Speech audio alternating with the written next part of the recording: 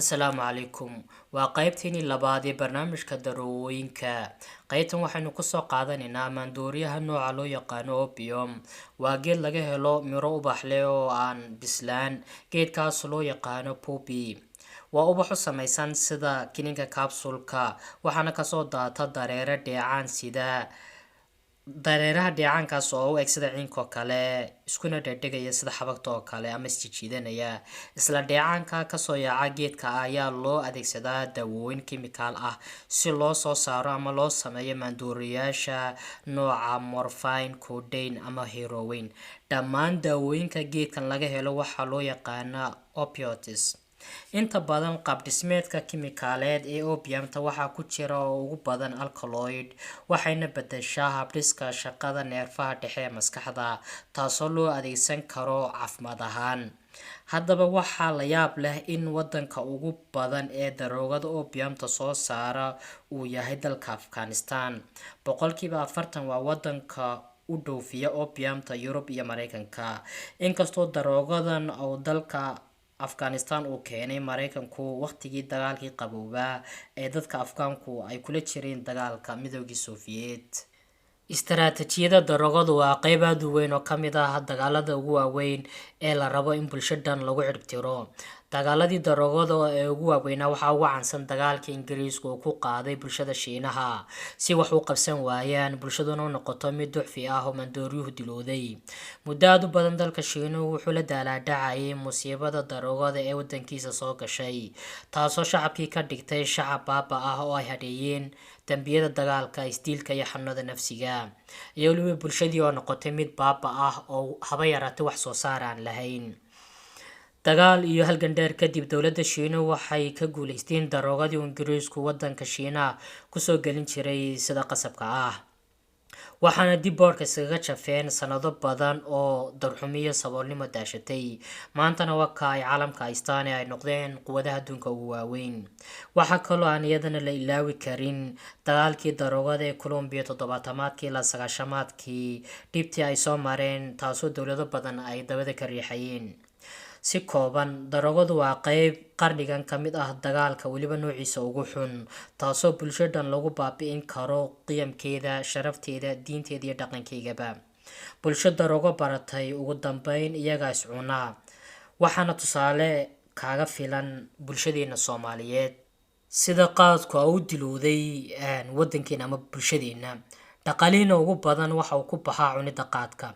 Wax soo saar aan wadan u dhoofino ma lihin. Iyadoo saas tahay, haddana waa bulsho qiyam ahaan ugu liita caalamka. Haddaba markaynu runta isku sheegno aynaanu isku camirin, inta badan Soomaalideena waxaan iska jecelnahay inaan waxaanu ahayn aanu sheegano. Siyaasad iyo dowladna waynu ku fashilanay. Dhulkeena qaniga ah ma naqano sidii looga faa'iideysan lahaa ama wax soo saar looga soo saar lahaa. Wax soo saarkiina waa 0%. Intaas waxa weeyaan waxoogaa yar oo wacyigelina. Aynu soo laabano mawduuceena. Opium waxay saameynta ugu weyn ay ku yeelataa qaybta maskaxda iyo dareen-wadaha ku dhex jira laf-dhabarta ee loo yaqaano spinal cord ama xanguulaha. Waqtiyo qaar waxaa loo adeegsan jiray ama loo adeegsadaaba xanuun baabi'iye oo kale, iyadoo kala xiraysa dareen-sidaha gudbinaya xanuunka una gudbinaya maskaxda, taasoo block ku sameynayso. Waxaa kale oo loo adeegsan jiray sida hurdo la'aanta ama walaaca iyo xasilooni la'aanta, taasoo markaa keenaysa inuu qofku xasilonaado, farxad dareemo ama hurdo ka helo.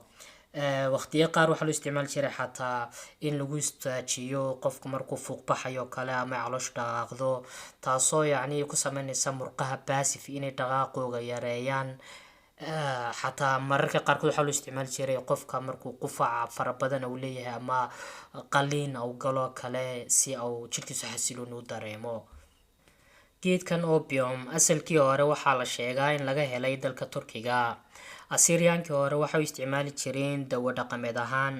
Qarnigii 7aad ayuu soo gaaray Hindiya iyo Shiinaha. Sidoo kale dabayaaqadii 90-maadkii waa kii Mareykanku Afgaan baray una beeray beeraha ku yaala Kandahar, taasoo sababta ka dambeysa ay ahayd si ummadda reer Afgaan ee dagaalada kula jiray Midowgii Soviet ay dhaqaale uga sameeyaan. Ugu dambeyn, markii dowladdii Mareykanka iyo Taliban ay isku hor yimaadeen, waxaa la wareegay beerihii Taliban. waxyeelooyinka laga dhaxlo maadadan opium aynu bal dhowr qodob ka taataabano.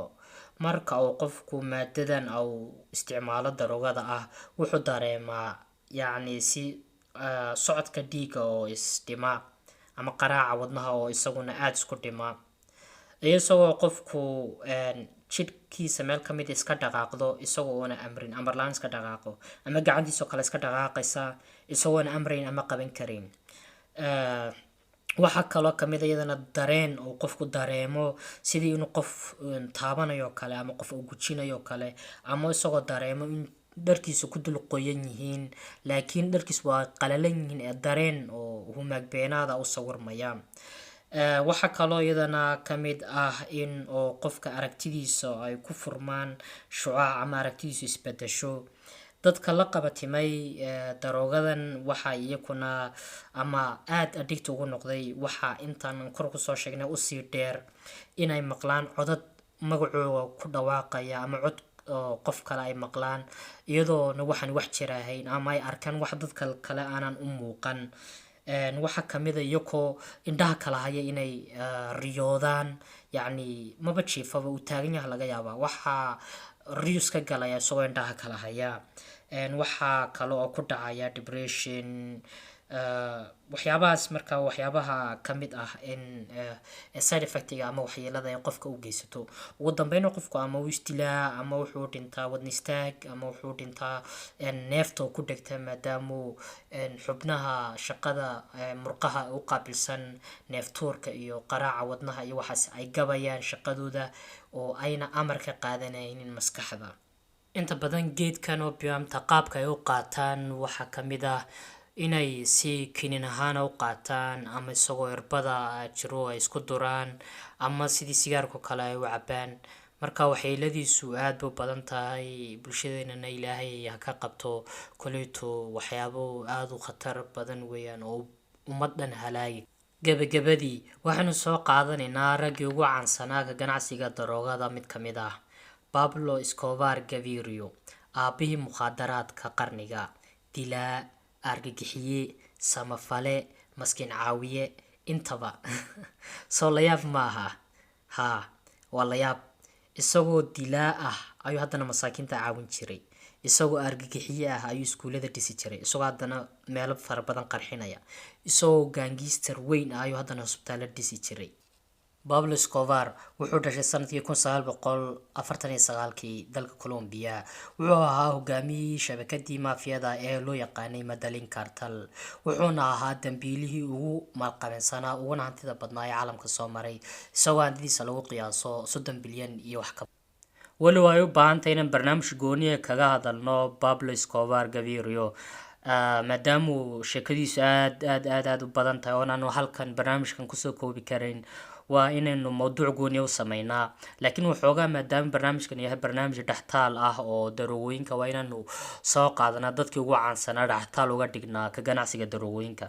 haddaba Escobar marka uu dhashay, aabihii wuxuu ahaa beeraley fasha beeraha, halka hooyadiina macalimaad ahayd. waxay usoo guureen Envigado, Colombia, xaafad ku taala Medellin. isagoo weli dhalinyaro ayuu bilaabay ka ganacsiga waxyaabaha sharci darrada ah, isagoo iibin jiray shahaadooyinka bugta ah ee been abuurka ah.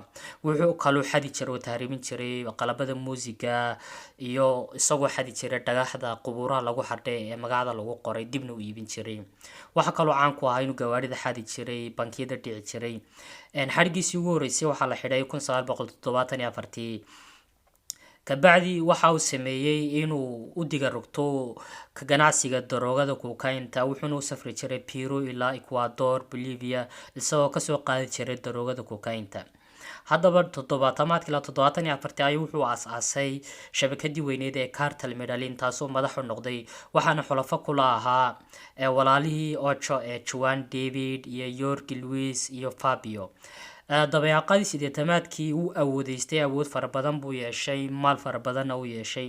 waxa uu iibsaday dhul oo 2800 hektar oo uu deganaansho u sameeyey. dhulkaasoo markaa ugu magac daray Napolista Italia ee Colombia ku taala, taasoo uu ka dhisay harooyin macmala, garoon kubadeed, garoon tennis, xero diyaaraduhu kusoo degaan, oo howlaha oo ganacsigiisana uu ka fulin jiray oo kaymaha markaa ku dhex taalay, taasoo lacagta ku baxday lagu qiyaasay ilaa 63 milyan. ugu dambeyn waxa uu sameeyey inuu kusoo shaacbaxo magaca Robin Hood-ka Colombia, maadaama uu dadka masaakiinta caawin jiray oo u dhisi jiray guryo iyo dhakhtar iyo, taasoo markii dambe sababtay inuu ku guuleysto kursiga Congress-ka dalkiisa 1982. كل برنامج كونيان كديارنا isaga intanu barnaamijkan inoogu eegyahay hadaad ka heshay like saar. Assalaamu calaykum waraxmatullaahi wabarakaatuh.